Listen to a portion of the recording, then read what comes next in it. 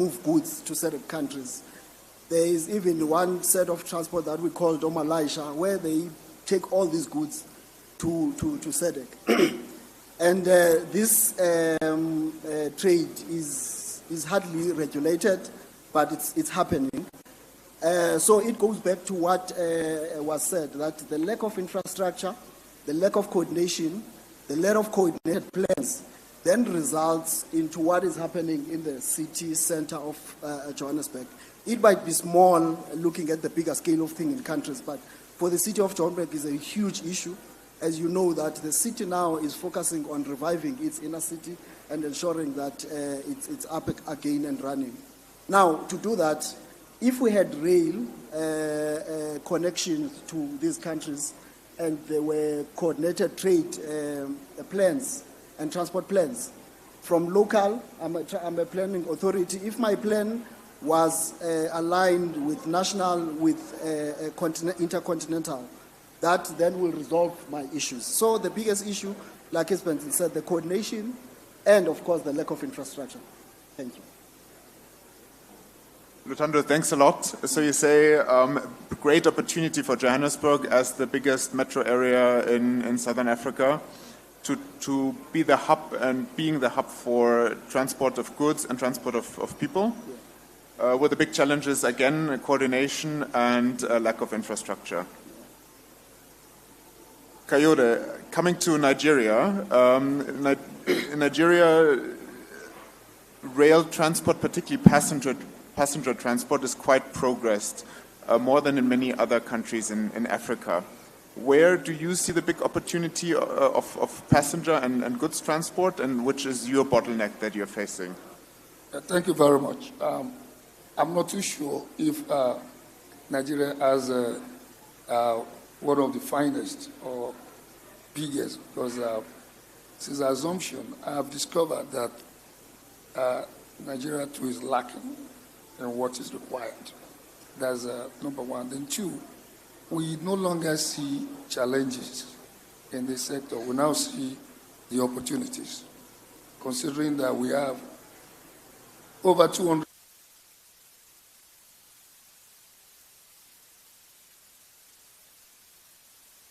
agricultural and mineral resource group out of the main cities where we need to connect people. We also have an issue of having rail being the basis of the country itself.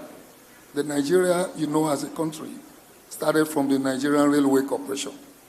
It was the interest of the colonial masters to move our raw materials and agricultural products to the city ports or to the port cities of Lagos and Port Harcourt that actually ended up in the betting of the nation called Nigeria. So to us, we have actually gone backward in terms of rail development until 800 kilometers of railway. As of this moment, when as at independence, 1960, we were 3,500. So what it tells you is that we did not actually expand. So what we're doing in the last 8 years was more or less equivalent to what we did in the in the second phase of our 60 years, where we were able to build a rail corridor of 180 kilometers in 3 years, and we were able to do in that 8 years period, with economic situation not that favorable, another 1,000 kilometers countrywide. So in terms of passenger movement, we still operate these jointed lines on the standard gauges, whereas narrow gauges, which were built before independence, were the only ones that extend beyond 400 kilometers in terms of length. So you can see the limitation, but nonetheless, we have gotten to a point now, our rail capacity can no longer meet with our passenger capacity. So we have each of our lines on a daily basis being oversubscribed. You have more than 10 times the people who wants to use the rail than the rail can take care of. So we are now at the point of repositioning. And what we have learned from this is that African countries must continue to sustain their level of rail infrastructure while building new ones. we made a mistake. When we went for modernization to move from narrow gauge to standard gauge, which was predicted as far back as 1970, but we did nothing until the year 2002. We neglected the narrow gauges and started focusing on the standard gauges, where at the same time we don't have the resources to push. But we thank God we've been able to move, and we are now bringing the Lagos Canal, that is 1,200 kilometers. Before the end of this year, we'll come back fully on board, and that will take both passenger and cargo. Currently, that line was one of the two lines that sustains Nigeria economic growth that took Nigeria to #1 in Africa. On the eastern flank, we dismantle the narrow gauge, we change it to standard gauge, then we face funding issues. Now that gauge is just halfway. So if we see the progress we have made, it does not correspond to the progress to where we were about 50 years ago. So for a country like Nigeria is a learning curve for other African countries to maintain our level of infrastructure. While moving to the standard gauge and the modern technology, we must not do away with the old ones that have been successful. And I can say that going forward, we are at this conference to seek partnership in this regard, for those, especially from South Africa and countries in the southern African part of Africa, and then the East Africa, where we are also seeing massive. But going forward too, we will be building more lines. In the next 5 to 8 years, we're planning to extend by another 2,000 kilometers rail lines, where at the same time bringing in locomotives, which we used to do ourselves, but now we don't have the capacity any longer, because for almost 60 years we remain stagnant. So it's a lesson for other African countries. Even though you say Nigeria, the African giant, but you also need to learn for the mistakes we made along the line, moving from rail to road. If you talk of road transport, we are perfect. But when it comes to rail, we are struggling, but we are not ashamed, because we are determined. We don't see it as a challenge. We see it as an opportunity to do the right thing. Kyoto, thank you very much. Nigeria is doubling down. 200 million people that want to be moved and are on the move. 10 times as much demand as there's infrastructure. You said you're doubling down, building standard or having built standard gauge railways, changing from narrow gauge or Cape gauge. And you're saying 2,000 kilometers of additional rail lines in the next 5 to 8 years. So you're in a big transition, if I understand you correctly. However, again, you said the lead times take time, lead times take a while, and the rail capacity is still not where it can be. So there's still a lot of opportunity to be harvested. Webster, coming from Nigeria to Namibia, where do you see the opportunity of rail in Namibia and also for the region, and where do you see the one big bottleneck that you're facing? Thank you. Namibia is probably seen as one of those countries that is doing exceptionally well on the African continent. It's a country that, by and large, is very organized, very structured, politically very, very stable. I think you know that we've got first elected woman president, deputy president, and Speaker of Parliament, all women. So the future is no longer female, the future is now. And the leadership is very clear in terms of which direction to be able to go and take within that country. And what is very clear about Namibia is that we've done exceptionally well in terms of our road network. We are #1 in Africa, #1 in Africa for the last, I think, 13 years in terms of the road network. We are probably number 30 something in terms of the world status, in terms of the road network. So in terms of road network, nobody on the continent competes with us. In terms of our ports, we probably have perhaps the most efficient ports that you have on the continent. This is a continent that these are ports that are free from congestion. These are ports that are free from pilferage. I am not going to elaborate any further in terms of some of the challenges that you have, because I know some of my colleagues are in the room, but they know exactly what I'm talking about. In terms of shipping, we are very clear in terms of where we stand. The world sees us as a gateway to be able to come into the hinterland. So far as that is concerned, we are very clear in terms of our transportation systems. Where we are lacking, however, is the rail network. This is something that we are trying to work on very, very seriously. The government has seen this as a major situation for them to be able to get involved in and to make sure that they put their money where their mouth is, and they are putting in literally billions into this. We are the only operator as Transnamib in the country. We have been given $2.6 billion to be able to purchase new rolling stock, which we are in the process of making sure that that happens as soon as it's possible. Several other billions, up to about $7 billion, is earmarked to be able to develop the rail infrastructure within the country. Why is that? This is because we have realized that to be able to move people, goods, and services, as my colleagues have mentioned, nobody does it better than rail. Both internally in terms of the countries, but also in terms of the continent in itself. We are a continent that is the next frontier in terms of opportunities. But the challenge that I see, I think that was the next question that you were going to probably ask, is that we are still talking very insular, in very insular ways. In other words, we are still talking about ourselves as perhaps Namibia alone, as South Africa alone, as Nigeria alone.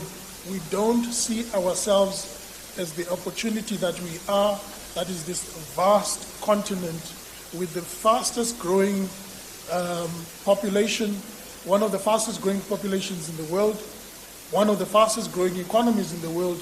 We need to start talking as a continent and not as countries. And when we're talking about this, rail lends itself very, very easily, because this is what is easier for us to be able to move our people and our goods across neighbors. Yesterday, incidentally, I was at Transnet Engineering. Shout out to the team there. They did a wonderful job of showing us the opportunities that lie there.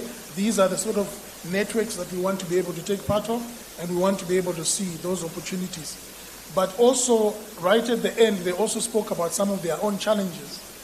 But what they may not have been aware of, or maybe what we are not aware of equally as teams, is that whatever challenges that are there, I'm listening to my brother from Nigeria, they are exactly the same trouble, same we have. So if we've got exactly the same challenges, if we've got exactly the same challenges, that means we've got exactly the same opportunities. So what we now need to do is to start to talk about this on the continental level, and thank God this is what we are planning now to do with NEPAD, etc., to make sure that we start to talk not only just regionally as ECOWAS or as SADC or as the Economic Community of East Africa, but to start talking continentally and addressing all of these things at the continental level. Thank you. Webster, thanks a lot. I think we'll talk as continent, not as countries, I think is probably one of the biggest opportunities to harvest on. Very nicely said. But I think it's also impressive how you underlined that the road network is great. Rail is still a challenge, but you have committed a lot of funding, $7 billion into infrastructure, $2.6 billion into rolling stock. So also as Namibia, you are investing into infrastructure to connect the country to markets and customers to ports. Thanks. Siyabonga, so you operate across the different countries. Where do you see the big opportunity and also for you the big one bottleneck? Awesome. Just please don't make me last one next time. I'm kidding. I think we are at the intersection of understanding strategy. If I'm saying strategy, understanding because I think when we constructed previously, we constructed without really understanding that rail is not an isolated system on its own. It connects with really warehouses, it connects with ports, it connects with dry ports as well. So I think for me, the first thing that we need to understand where we sit at Africa is that we still have so much potential that needs to be unpacked. I mean, we're transporting only just about 16% of goods, and according to the AU agenda by 2063, we are just below 30% of the progress to date. And the reason for that is simply because there is fragmented planning and there is unfunded mandates. And this takes me to the next thing. The next thing that I think for me is opportunity for South Africa is first of all rebounding, and then secondly, it is to prosper together. So, and that's going to happen through liberalization. I mean, we're pushing a lot of private sector collaboration, and that we need that today. I mean, just as of now, before we talk about building infrastructure, we need to bounce back. So just in between Transnet Freight Rail and BRASA, before we talk about building infrastructure, we need to bounce back. So just in between Transnet Freight Rail and BRASA, those reforms are really good. They are underway, they're coming up, they are good, but we're not which is a slight improvement from last year's one, which was 150 million tons. But I know for sure that the internal target is at least 170 million tons. In the last 10 years, we're coming from 222 million tons annually.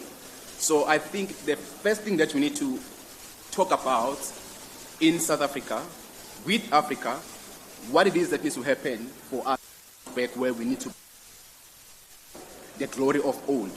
And then is the issue around how do we make sure that the private sector participation framework is understood by all. And what do I mean by that is because we are going to continue to stay with this problem if we don't fast-track execution and agility in terms of bringing all the business in and then let them help us with innovation and the skills that we need to have. What do I mean by saying that is because, I mean, if we have the Gauteng case study, which was a good project, by simply understanding the clear funding, you know, the projected revenue models as well. Those kind of things help us to see ports operations improving very quickly. And I think in terms of just the bottleneck that we need to address quickly, I think there are three. We forever talking the issue around widespread cable theft. Something needs to happen about that. And it's not just, I mean, private sector needs to come in and saying, how could technology help us to stop that? Because we're going to keep building and then go backwards if the guys are going to carry on with that mindset. And then secondly, as we are deploying private sector to help us build, we need to say, how do we keep the skills in the country? Because infrastructure is not going to create jobs. For me, it's how do we use localization and skills development to be the lever for job creation. So as we rebuild, we're going to have to say, how do we allow that, how do we enable that IP of building our own country and our own infrastructure stays in the country, it doesn't go back where we now suffer. How do we get, maintenance practices back into the country, and how do we get technology transfer back into the country?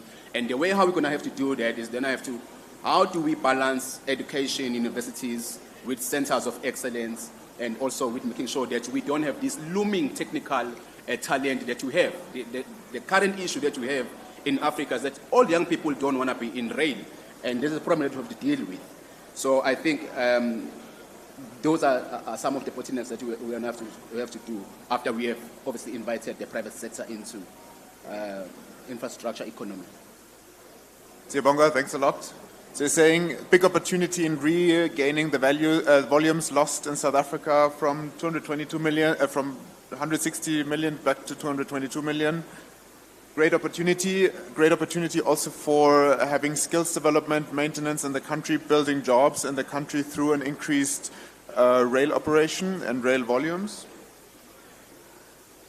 The big bottleneck, you say, is not being attached to some of the things we've been discussing, like cable theft, but really go beyond and say, how can we really go and fix this issue and not talk about it? Now, South Africa has progressed quite quickly and swiftly on private sector participation in railing, in freight railing. Now, there's a big ecosystem in rail. There are governments, there are government operators, there are private operators, there are private investors, there are development banks. So that ecosystem is quite complex from a PPP, PSP point of view, but also involving communities. It's difficult. Managing this is a big challenge. So I'll go through the rows now, and I'm curious to get your reading of which kind of operating model, PSP, PPP, purely government, purely private sector, what did you see working, and how can this be expanded on? So let me start with you, Webster. In Namibia, you're planning to connect even more to South Africa, to the port of Lüderitz. The port of Walvis Bay has the big opportunity to be connected to Botswana via the Trans-Kalahari corridor, north to Angola, also through the Caprivi Strip to Zambia. What model do you believe is the right one for Namibia? Yeah, at the moment, I think the one project that is gathering steam, that is working quite well, that is joining both the government of the Republic of Namibia and the government of Botswana, is the Trans-Kalahari Railway Line. It's started very slow, but it's gathering momentum. At the moment, we are at the stage where we are doing the feasibility study. I believe we're looking at the environmental feasibility study before we get into the kind of model that we're looking at, because we've actually asked the market out there to be able to propose what kind of models that we can actually be able to use in order to fund this, in order to grow this. So that we'll be able to see how that will be able to work. But ultimately, at the end of the day, it's very clear that governments cannot do this by themselves because it's too expensive, and also there's a huge opportunity in allowing private sector to actually come and play. So we know, for instance, in this particular instance, that definitely there's going to be government that's going to have to play a very big role in this, but also private sector is going to have to come in a big way in order to make sure that they connect that line. In this particular instance, that definitely there's going to be government that's going to have to play a very big role in this, but also private sector is going to have to come in a big way in order to make sure that they connect that line. The town of Gobabis of Namibia and joining on into the hinterland of Botswana, where they... Thanks a lot, Webster. Lutando, Johannesburg, one of the latest quite famous projects on private sector participation or PPP models is the Gautrain, even though it's not fully under the jurisdiction of the city, but I understand more of the province. Still, there's something to learn from that model. What do you think other projects in rail can learn from the Gautrain? Thanks for the question. I think me and Webster agree into many issues that is mentioned, that we must just try and think about these things, not just as a local authority or as a country, but as a SADC. But there is one point I think we must take it outside, Webster. Who's got the best network? But that's not true. So I think it has been indicated. I think Gautrain is a very good model. Infrastructure and, of course, getting the private sector into the system. I think there's a lot to learn from that, and I think Gautrain now has put up plans to even expand. But even Gautrain has to still even go further, especially even with Transnet, where we can ensure that we use these lines, because you can see that Gautrain has got a standard gauge, and we still have a lot of narrow gauge within even the Johannesburg. Private partners, in terms of the funds and in terms of the skills. Government alone won't have all the necessary skills to ensure that this rail, these massive rail projects do happen.